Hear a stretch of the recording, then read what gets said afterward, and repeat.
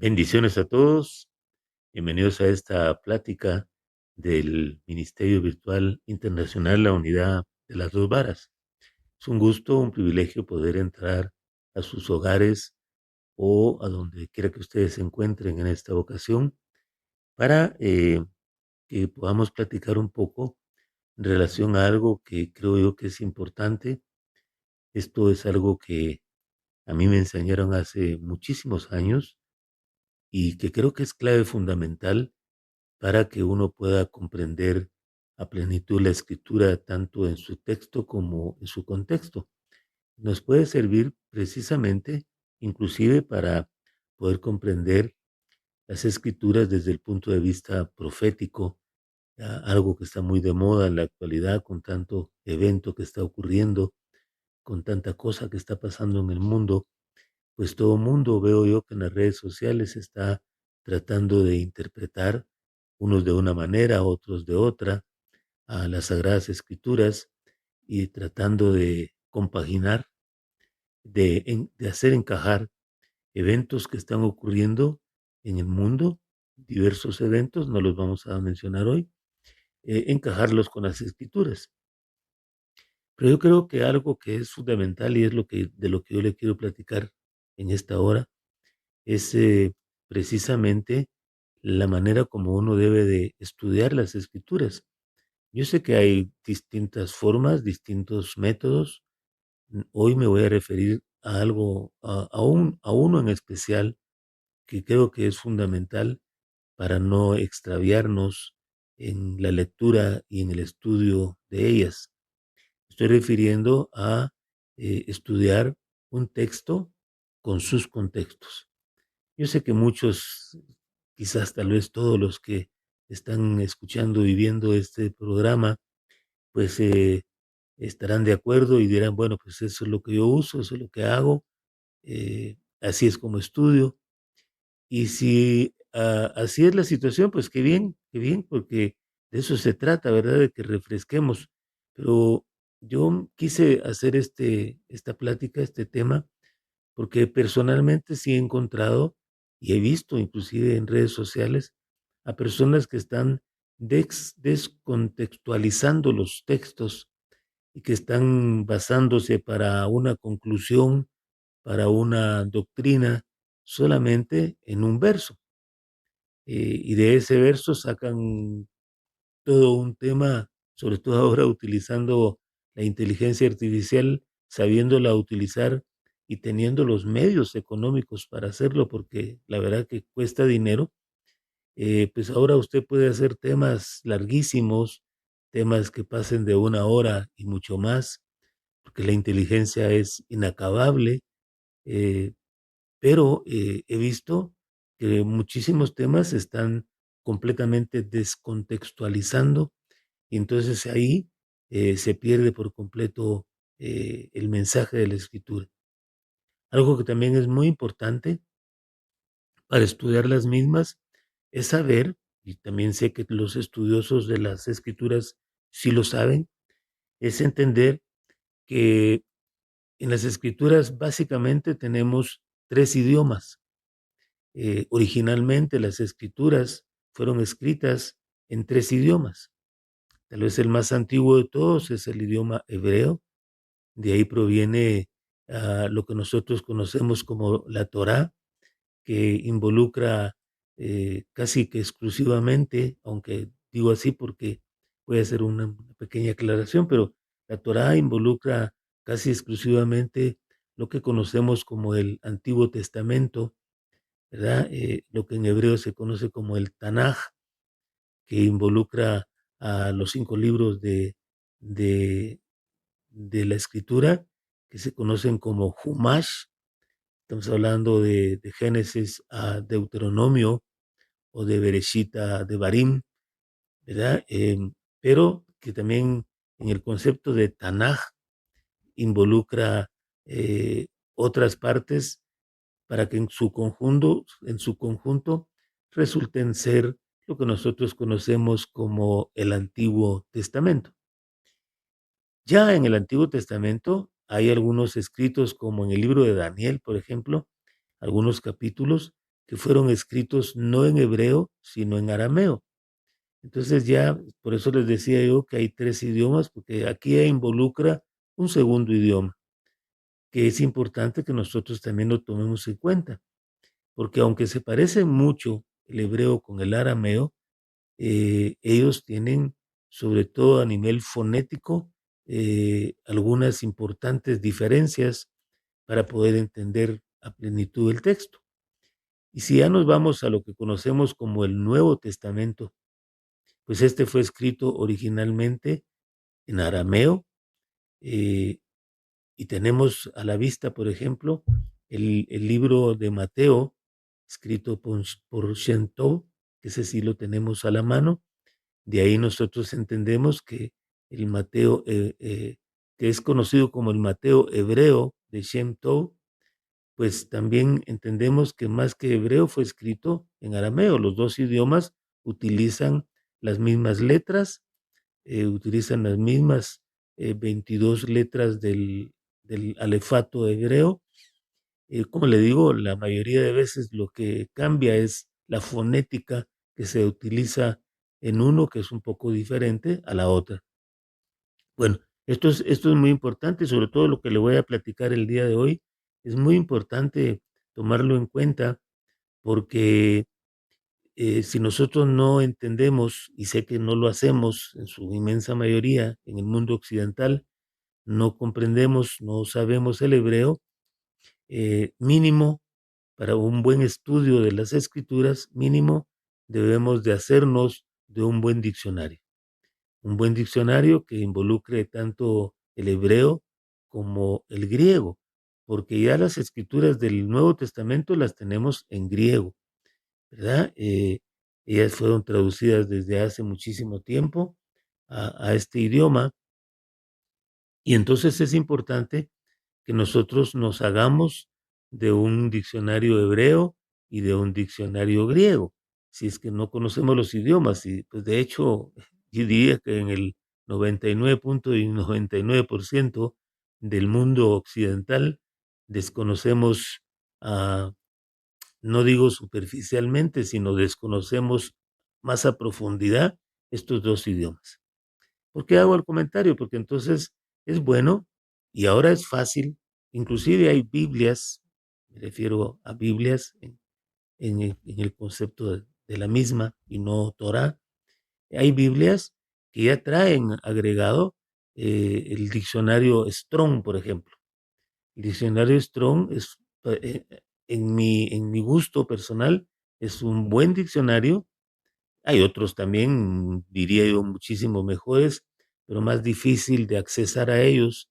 Pero el diccionario Strong usted lo consigue, por ejemplo, en el eSword, que es una forma electrónica de poder estudiar las Sagradas Escrituras. Usted en el eSword trae agregado el Strong, por lo menos está para descargarlo, el Strong en español, y el Strong consta de diccionario hebreo y de diccionario griego. ¿Verdad? Yo aquí, por ejemplo, el día de hoy estoy utilizando una Biblia que me pareció muy bonita. Me hice de ella precisamente porque es una Biblia que aunque eh, tiene el concepto de Biblia y no el concepto de Torah, que varía en algunas cosas, sobre todo en nombres. Lo importante de esta Biblia, se la muestro acá, esta, lo importante de esta se llama la Biblia de estudio con palabras clave. Fíjese, palabras clave. Es importante porque esta Biblia, aquí dice arriba, que viene en hebreo y en griego. Hebreo, griego, por si le interesa a usted conseguirla, por cierto. La Biblia de estudio con palabras clave, así se llama la Biblia, palabras clave, pero trae hasta atrás de la Biblia trae el diccionario Strong en hebreo y lo trae también en griego. Entonces ya no tiene usted que ir por aparte, o si de repente usted no tiene el ISOR para poder estudiar, pues esta puede ser una buena herramienta. Bueno, eh, la plática de hoy le dije que iba centrada a entender la diferencia o o comprender que es importante estudiar un texto con un contexto. Pero, por ejemplo, le voy a poner un texto que está en uno de los salmos, o los Tehilim, ¿verdad? En hebreo, pero pues hablemoslo en el lenguaje nuestro, en uno de los salmos, y específicamente es el Salmo 37, en el verso 5. Le voy a leer este pasaje y le voy a hacer un comentario para ir después a entender el contexto o los contextos, porque es importante entender eso. A veces una palabra, una frase, un verso, tiene su contexto inmediatamente arriba o abajo de la palabra o del versículo. Esos son los contextos cercanos, pero a veces hay contextos muy lejanos. Por ejemplo, este es un salmo, y sin embargo vamos a leerle dos contextos que están en el Nuevo Testamento. Y tal vez lo más difícil de todo, y por eso el comentario de los diccionarios, es que la palabra que vamos a leer aquí, nosotros nos podemos perder en ella si no tenemos un diccionario para entenderla en su plenitud completa. Dice la Escritura en el Salmo 37:5: encomienda, voy a leerle aquí como lo dice literal, y le voy a hacer un pequeño comentario. Encomienda a Jehová tu camino y confía en él, y él hará. Bueno, antes de entrar un poco más de lleno a esto, quiero comentarle que las Biblias griegas, sobre todo las Biblias como las Reina Valera, la Biblia de las Américas y otras Biblias más, eh, traducen el nombre de nuestro bendito Creador como Jehová. Sin embargo, es importante anotar que originalmente este texto estaba en hebreo. Por eso es que en la Torá, que es en hebreo, uno la encuentra con un nombre diferente, que ya los escritores, sobre todo judíos, como ellos no pronuncian el nombre que aparece cifrado con 4 letras, para el nombre del creador del universo, de nuestro Padre espiritual. El libro de Pedro dice, perdón, no, el libro de los Hebreos dice que Abacadosh, o sea, el Padre Santo, es el Padre de nuestro espíritu. Por eso es que si alguien es nuestro Padre espiritual, es Él. Él es el Padre de nuestro espíritu. Yo sé que muchas personas en las distintas religiones a su guía espiritual, a su pastor, a su jerarca superior, lo llegan a reconocer como Padre espiritual. En mi entender, creo que eso no es tan correcto, puesto que verdaderamente el Padre espiritual, según la Escritura, y ahí lo dice literal, Él es el Padre de nuestros espíritus. Pues entonces, ¿a quién le debemos de llamar Padre espiritual? Al Creador del universo, a nuestro Padre. Bueno, le decía que si en el texto hebreo aparece las 4 letras, Yud, He, Bab, He, estas letras no se pronuncian en la cultura judía, y entonces las versiones de Torah viene escrito en el hebreo, en el texto escrito, pues están las 4 letras, lo que se conoce como el tetragramatón, pero ya cuando uno ya lo traduce o lo lee, por ejemplo, ya no dice eso, sino dice Adonai o dice Hashem. Estoy hablando de los judíos, dicen Adonai, dicen Hashem, dicen, bueno, y la mayoría de veces ponen Dios, la mayoría de veces ponen Dios, ponen más Dios cuando aparece Señor, por ejemplo, en lugar de Señor, que sería en hebreo Adón, o Adonai, también ponen Adonai, pero la mayoría de veces ponen Dios. De todas estas, y eso es un tema para tocarlo aparte, yo estoy convencido que hay un texto que está, una mitzvah, un mandato que está en Éxodo o sea, en Shemot, en Éxodo capítulo 20, que dice que nosotros no podemos nombrar el nombre del Creador, pero ahí ponen el nombre de Dios en vano. Y ese es el texto que se utiliza en la cultura judía para no mencionar las 4 letras del tetragramatón.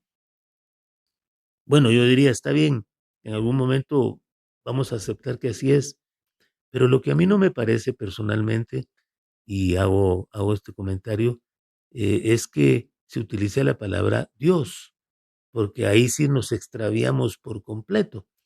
Dioses hay miles de dioses en el mundo idólatra. Entonces, cuando decimos Dios, a quién nos estamos refiriendo? Yo sé que en las Biblias, para diferenciar entre al creador del universo con un Dios pagano, ellos lo que hacen es que cuando es el creador del universo, ponen la letra D en mayúscula, y cuando es un Dios cualquiera, ponen la letra D en minúscula. Bueno, siento yo que con eso para mí no basta para poder decir, bueno, entonces voy a nombrarlo como Dios. Porque si usted se pone a investigar y a escudriñar, va a encontrar que la palabra Dios, aunque sea con mayúscula, más con mayúscula, la palabra Dios, si usted le sigue la pista, proviene de la cultura griega y proviene del dios máximo de la cultura griega, que era el dios Zeus. Zeus. De ahí viene ya, de ahí ya se transforma en Deus y otras transformaciones lingüísticas más hasta que llegamos a la palabra en español Dios. Pero entonces, en mi creencia, en mi concepto, cuando yo digo Dios, estaré nombrando en el ambiente espiritual, en la esfera espiritual que me rodea, que estamos saturados de huestes de luz y de tinieblas rodeando nuestra vida, pero nosotros no tenemos la capacidad ni la libertad del Padre para poder nosotros ni verlos ni comunicarnos con ellos tan fácilmente, pero nos rodean. Inclusive dice en el libro de los Hebreos que hay una nube de testigos que nos observa. Ese es un tema maravilloso para que un día lo toquemos para entender quién es esa nube de testigos que nos está observando. Bueno, entonces, cuando yo digo Dios, me estoy refiriendo al Dios Zeus. Eso es lo que yo creo y por eso es que no lo uso. Y voy a luchar siempre por no usarlo. Prefiero utilizar otras expresiones, por ejemplo, Adonai. eh, Inclusive se utiliza la palabra eterno, el eterno, muchas veces. Yo comprendo que en la cultura judía también se utiliza la palabra el eterno, y muchas personas de Occidente tienden a copiarle mucho al judaísmo y creen que ellos tienen la verdad cuando son los que más extraviados andan de la verdad misma. Porque para empezar, ni siquiera aceptan y creen al Mesías que a nosotros se nos ha revelado. Y claro, proféticamente así está escrito desde el libro de Oseas y otros libros más, que así habría de ocurrir. Bueno, pero entonces le hice el comentario porque aquí lo que yo leo en el verso 5 es encomienda a Jehová tu camino, pero mejor voy a decir encomienda a Adonai tu camino, ya explicándole a usted de que, y es que, perdone, la palabra Jehová, si la utilizamos así, debemos de entender que la J inicial, la J, no existe en el idioma hebreo. Entonces, no hay razón para utilizarla porque no existe la J como tal en el idioma hebreo, ¿sí? Sino que la Yud, que es la que aparecería la primera letra de las 4 letras del tetragramatón, que es la letra Yud, que tiene un valor numérico de 10, que es una como coma pequeñita, esa es la Yud. A esa letrita los masoretas en los siglos entre los siglos séptimo y décimo de nuestra era, de la era común nuestra, ellos le agregaron lo que en hebreo se conoce como Nikudot o lo que para nosotros resultan ser las vocales, le agregaron al idioma hebreo original, y de ahí entonces aparecieron una cantidad enorme de diferentes tipos de nombres para todo. Pero hablando de los nombres del creador, eh, esa Yud, que suena como su nombre, suena como Yu, como que fuera una Y, no una J, sino una Y, Yu. Bueno, ellos lo cambiaron y le pusieron una J, y entonces de ahí apareció, bueno, y agregándole otras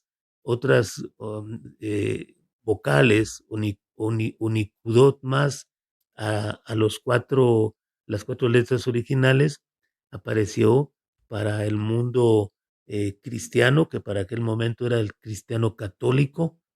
Recuerde usted que el cristiano evangélico recién apareció hasta en los 1517 y por ahí, con Martín Lutero, y a partir de él, después los que siguieron, y de ahí se fundó el movimiento cristiano evangélico. Pero el cristiano evangélico no es una religión que venga desde el primer siglo, como a muchos se les ha hecho creer. Realmente el cristianismo como tal nació con la Iglesia Católica y nació por allá por el siglo tercero con más fuerza, aunque en el segundo ya había algo, pero en el tercero con más fuerza, con Constantino. Bueno, otro tema para tocar aparte. Entonces el asunto es que Jehová, en mi entender, no es un nombre correcto eh, desde el momento en el cual se usa una letra que en el texto original hebreo no existe, que es la J.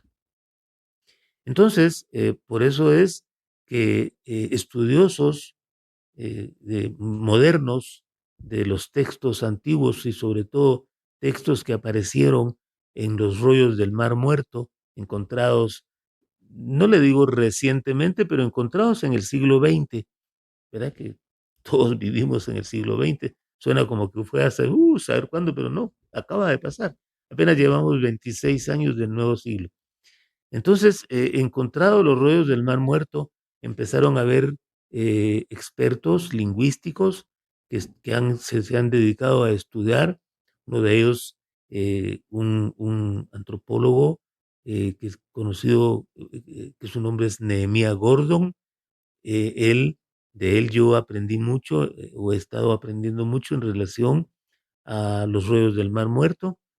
Y ahí en estos rollos se encontró que el nombre que tiene escrito nuestro bendito Padre, el creador del universo, eh, en lugar de ser Jehová, ahí se usa la expresión Jehová, Jehová, ¿verdad? Dándole el valor inicial a la Yud y nombrándola como tal, con un Nikud, de las Nikudot, de las vocales, con un Nikud equivalente a una letra E. Por eso es que ahora él enseña que se pronuncia no G, sino Jehová. Pero aquí la Jo no es una J, sino aquí la Jo es una G de la letra G. Si de repente le puedo poner por ahí, después cuando edite esto, pues se la pondré.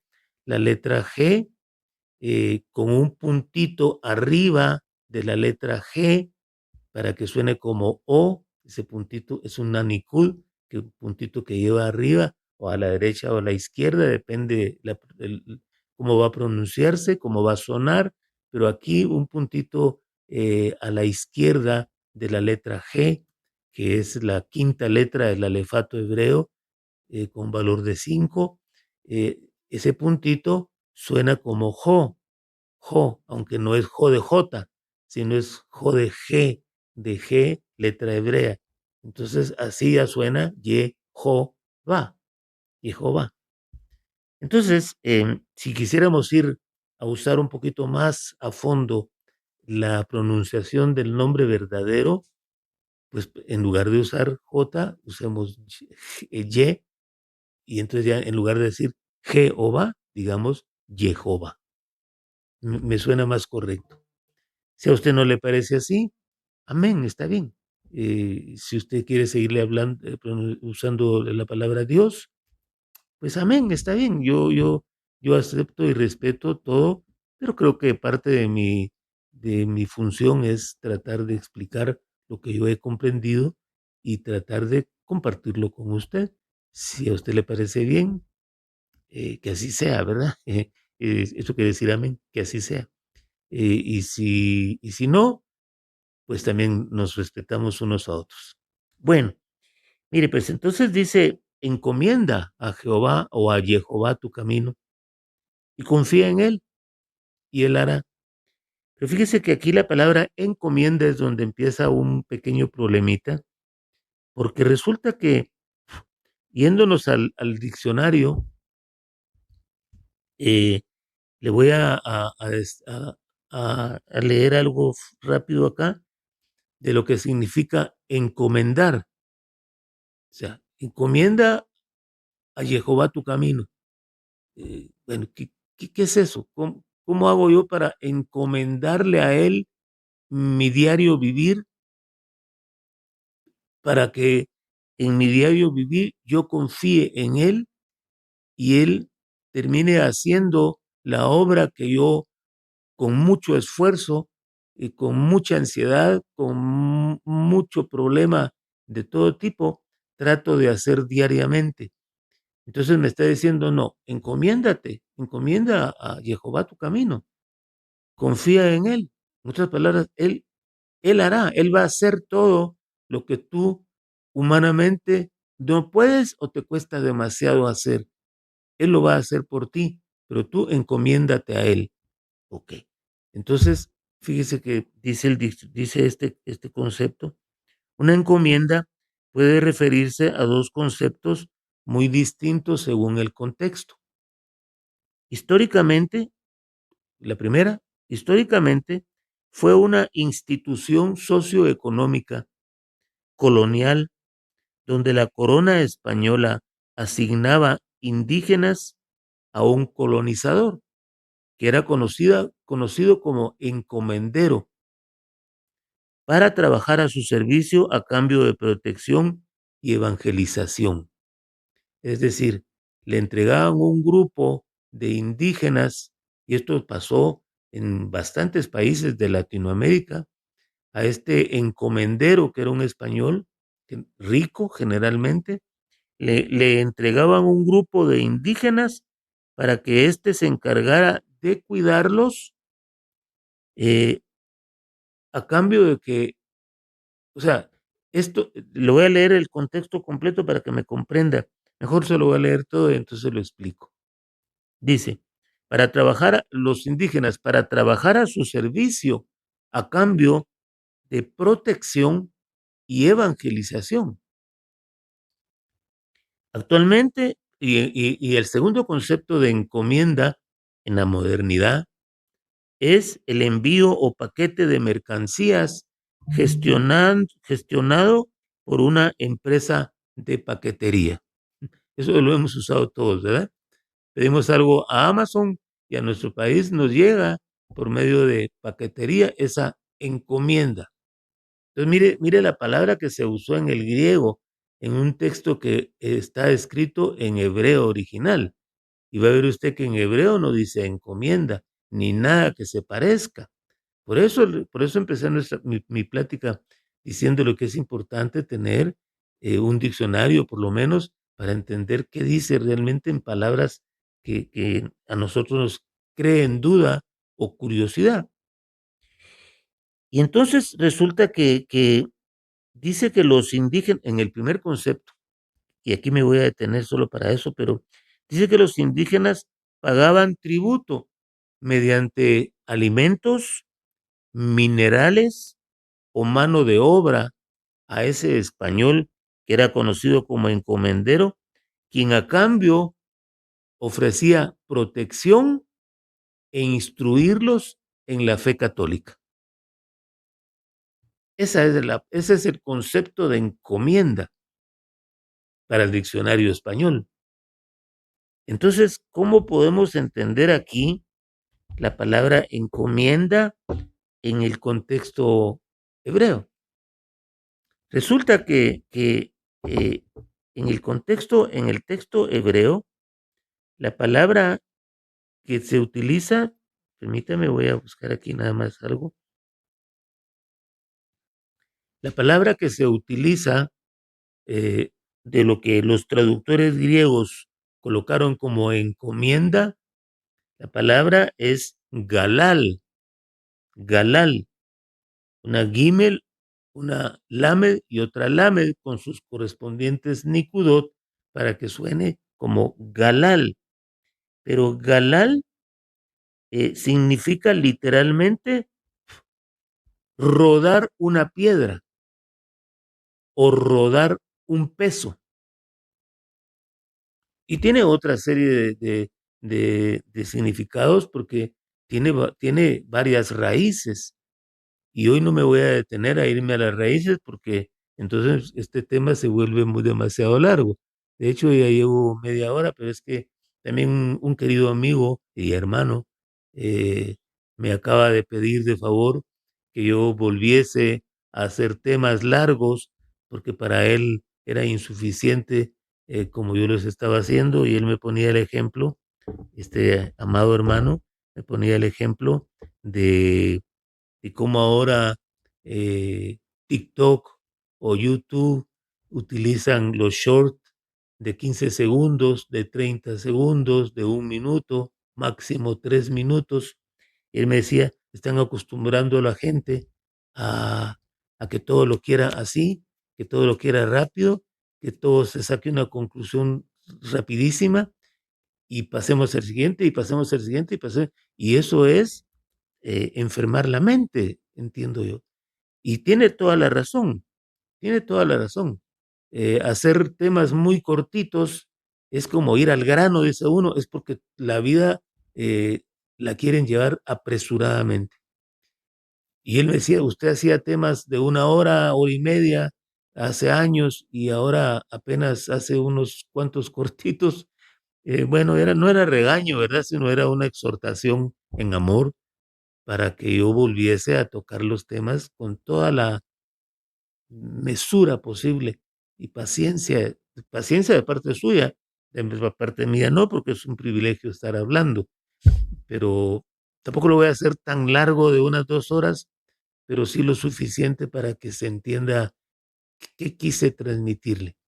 Entonces, vea, la raíz de la palabra que los griegos tradujeron como encomienda, que no tiene nada que ver con el texto real, la palabra es galal y significa, como le digo, rodar una piedra o rodar una carga de un lado a otro y para el contexto de una espalda a la otra. Porque aquí, en donde dice encomienda a Jehová tu camino, está hablando de una persona cargada, cargada emocionalmente, cargada laboralmente, cargada espiritualmente, una persona que ya no logra llevar la carga que tiene sobre sus hombros y que necesita deshacerse de esa carga, pero en este texto realmente lo que nos está diciendo es, haz rodar tu carga, o sea, rueda tu piedra, rueda tu carga. ¿A quién? A Jehová. ¿Y qué es lo que yo voy a rodar? Mi camino, mi forma de vida, lo que estoy viviendo, las experiencias que estoy pasando, lo que me está provocando una enorme carga que no me permite seguir adelante. Yo debo de aprender por la guianza del Espíritu a deshacerme de esa carga, pero a rodar la carga es a es a transferir un peso. ¿A quién? A una espalda más sólida, a una espalda que no se agote. Y según este texto, ¿quién tiene esa espalda inagotable para llevar no solo mi carga, sino la carga de todo el pueblo, de todos los creyentes? ¿Quién es ese? Pues es nuestro bendito Adón Yeshua Hamashiach. que lo conocemos también como Jesucristo, Jesucristo de Nazaret.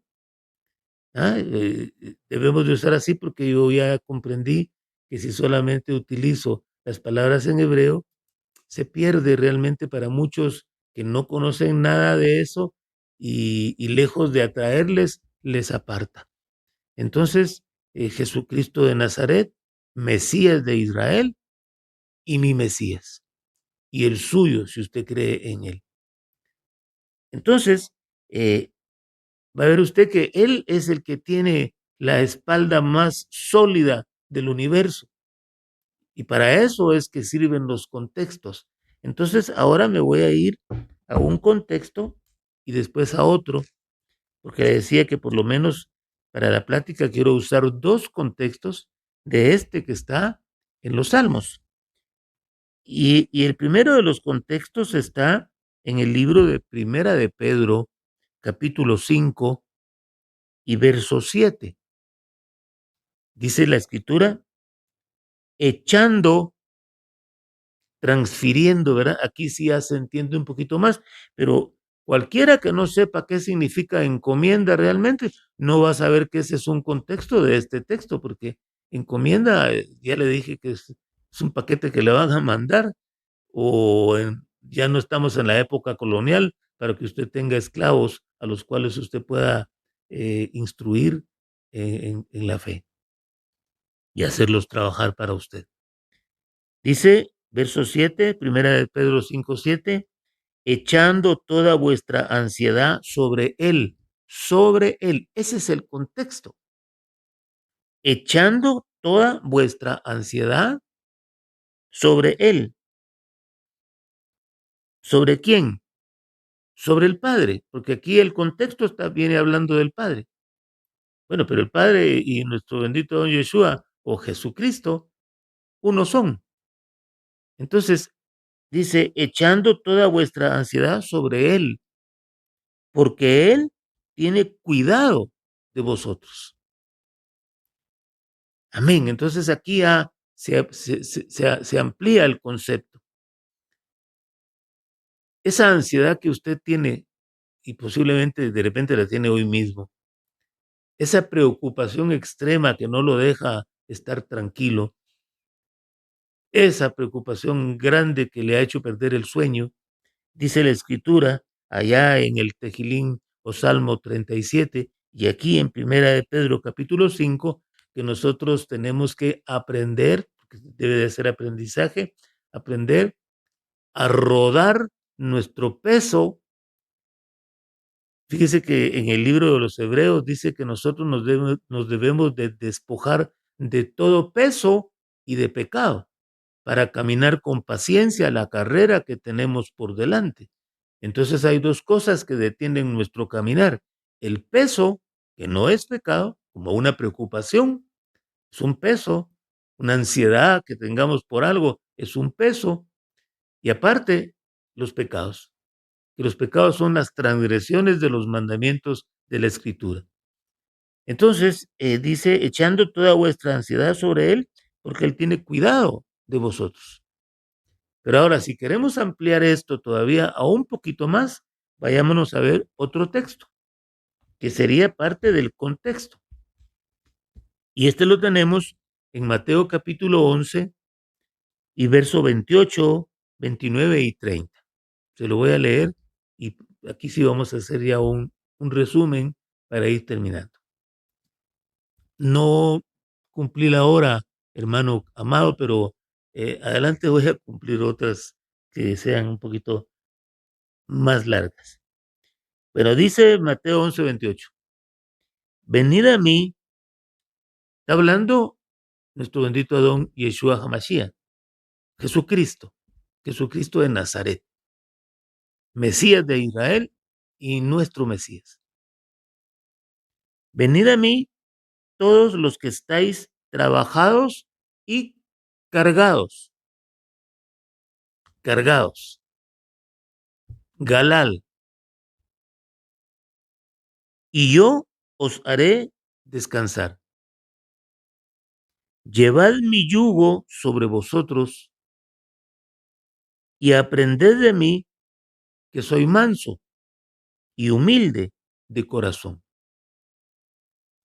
y hallaréis descanso para vuestras almas, porque mi yugo es fácil y ligera mi carga. Es decir, aquí lo que tiene que pasar es una transferencia de cargas. Nosotros le tenemos que transferir a nuestro bendito Adón Yeshua, Hamashiach, Jesucristo, le tenemos que transferir nuestra carga pesada, para nosotros es pesada, y Él en su lugar nos va a transferir su carga, que es muy ligera. ¿Y en qué consiste su carga? En la vivencia de sus mandamientos. La vivencia de sus mandamientos se convierten en un peso para nuestra alma, pero es un peso ligero. Y que el principal de todos es la obediencia. La obediencia resulta ser el peso más ligero que existe para un creyente, que lo quiere hacer de todo corazón. Porque si lo va a hacer perdone la expresión popular, para apantallar a otro, o lo va a hacer para engañar a otro, ese intentar obediencia a un mandato, a una mitzvah, se va a convertir en algo muy, muy feo, muy pesado, no capaz de hacer. Pero el que tiene la intención, el que tiene el anhelo, el que tiene el deseo, para él va a ser fácil, por ejemplo, no mentir. Va a ser fácil, por ejemplo, no desear lo que tiene su prójimo. Va a ser fácil, por ejemplo, uh, amar a sus padres porque eso tiene una promesa de largura de días. Y así, infinidad de misbot, de mandamientos. Entonces, hermano, yo concluyo esta plática, que la hice más que todo para que usted sea estimulado.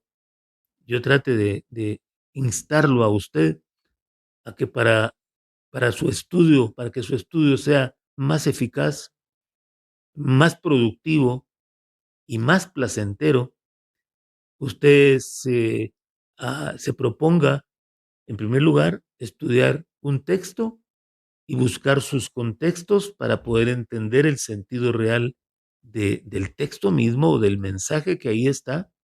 Recuerde usted que la escritura es un mensaje cifrado, codificado, y nuestro propósito, nuestra intención o el mandato que nos dan es que nosotros vayamos a escudriñar las escrituras. Escudriñar las escrituras, dijo nuestro Adón Yeshua Hamashiach, nuestro Señor Jesucristo. Él dijo escudriñar las escrituras porque en ella os va la vida eterna. Entonces, qué importante es escudriñarlas, no solo leerlas, no tener aquellas Biblias, como leer la Biblia en un año. Y usted, como lorito, la está leyendo el año, y cuando termina el año, usted se siente súper espiritual porque la leyó toda. No es así, hermano, no es así. Entonces, este mensaje yo lo quise hacer, o esta plática, la quise hacer, primero para motivarlo a que estudie contextos y con contextos. Segundo, que se interese a saber que el Antiguo Testamento fue escrito en un idioma distinto al que usted y yo conocemos y que tiene, por supuesto, un significado muy diferente. Entonces, mínimo hágase de un diccionario hebreo para poder estudiar de mejor forma. Fíjese que esta Biblia que le dije que tengo acá, me gusta mucho y te voy a tratar de mostrar. Me gusta mucho porque trae palabras. Aquí le voy a mostrar, por ejemplo, le voy a acercar el Salmo 33. Dice el título, Alabanzas al Creador y Preservador. Pero lo que quiero que vea es que esta Biblia trae subrayado palabras con un numerito arriba, porque lo manda atrás de la Biblia. En el caso del Antiguo Testamento viene en el hebreo y en el caso del Nuevo Testamento viene en el griego. Entonces vea usted,